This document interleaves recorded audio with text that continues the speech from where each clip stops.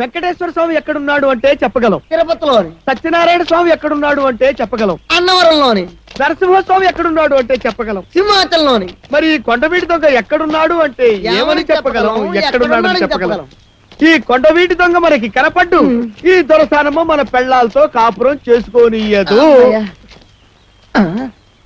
ఎవరది? మేము ఈ అడవిలో క్యాంప్ పెట్టేసే వరకు ఎవ్వరూ ప్రేమించుకోవడానికి లేదంతే. మేడం నమస్కారం. ఏందబ్బయ్యా ఈ పోలీస్ పిల్లకలు నాకు దండాలు పెడుతుండారు? ఎవరు అనుకుంటున్నారు నన్ను? పావుతో కనిపిస్తానే అనుకుంటున్నారు. ఏమో అబ్బయ్యా ఇదంతా భలే టమాటా గుండ్లా. ఇక మూస్తావా? నువ్వు ఈ అడవికి వచ్చింది పాములు పడ్డానికి కాదు, కొండవీటి దొంగని పట్టుకోవడానిక నాకెప్పుడో తెలుసు. కాదు, నేను నాగిని వేషం వేసింది ఈ అడవిలో జరుగుతున్న అరాచకాల్ని కనిపెట్టడానికి. కానీ కొండవీటి దొంగే వీటన్నిటికీ కారణం తెలిసింది. అతన్ని పట్టుకు తీరుతాను. అంత తేలిగ్గా దొరికితే అతను కొండవీటి దొంగ ఎందుకు అవుతాడు?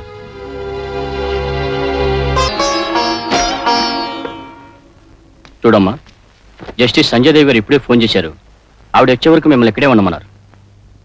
నా శిక్షాకాలం పూర్తయ్యాక క్షణకాలం కూడా నన్ను ఆపే హక్కు ఎవ్వరికీ లేదు.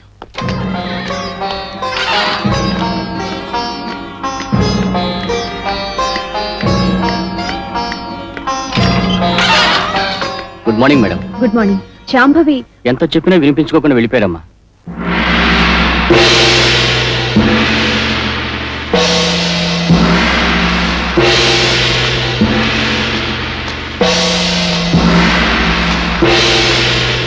కూరగాయలు కోసుకునే కత్తి కావాలమ్మా? తలకాయలు నరికే కత్తి కావాలి. జాతరలో గొర్రె తల నరుకుతారు చూడు, అంతటి పదునైన కత్తి. పదుల్లో తేడా లేదమ్మా. తల నరికే అదునులో కూడా తేడా ఉండదు.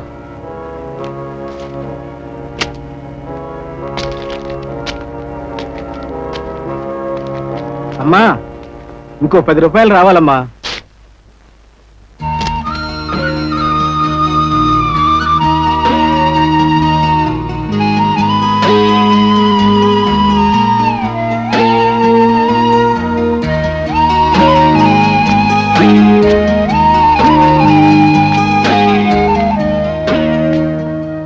అన్నదానం చేసిన వాళ్ళని చూశాను, వస్త్రదానం చేసిన వాళ్ళని చూశాను. కానీ నువ్వు చేస్తున్న ఈ సాయం. మీ మాటలు విన్నాను, మీ అవసరం తెలుసుకున్నాను, మీ ఆకారం చూసి మీరు గిరిజన స్త్రీ అయి ఉంటారని అర్థం చేసుకున్నాను. అంటే నువ్వు కూడా? పసితనంలో నాకు గోరుముద్దలు తినిపించింది గిరిజన స్త్రీ. చదివిన చదువు గిరిజన భిక్ష. అందుకే అవసరానికి ఆదుకోవాలనుకున్నాను. వెళ్ళిరామ్మా.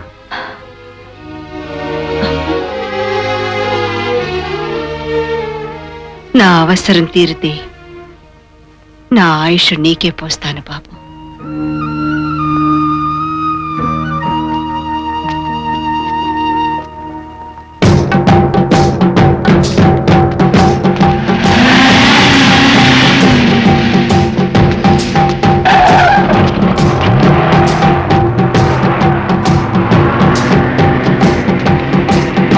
ఆగు.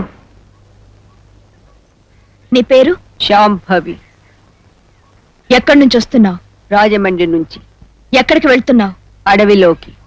ఎందుకు? పొట్ట పోసుకోటానికి.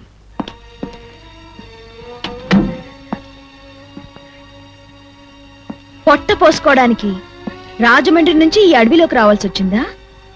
14 ఏళ్లు జైలు శిక్ష అనుభవించి వచ్చిన ఖైదీకి పట్టణంలో ఎవరిస్తారమ్మా ఉద్యోగం?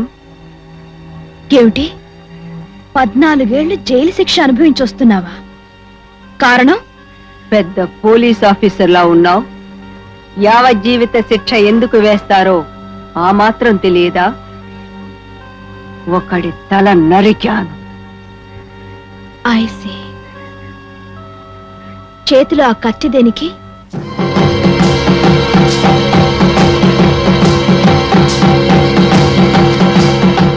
అడవిలో క్రూర మృగాల నుంచి ఆత్మరక్షణ కోసం.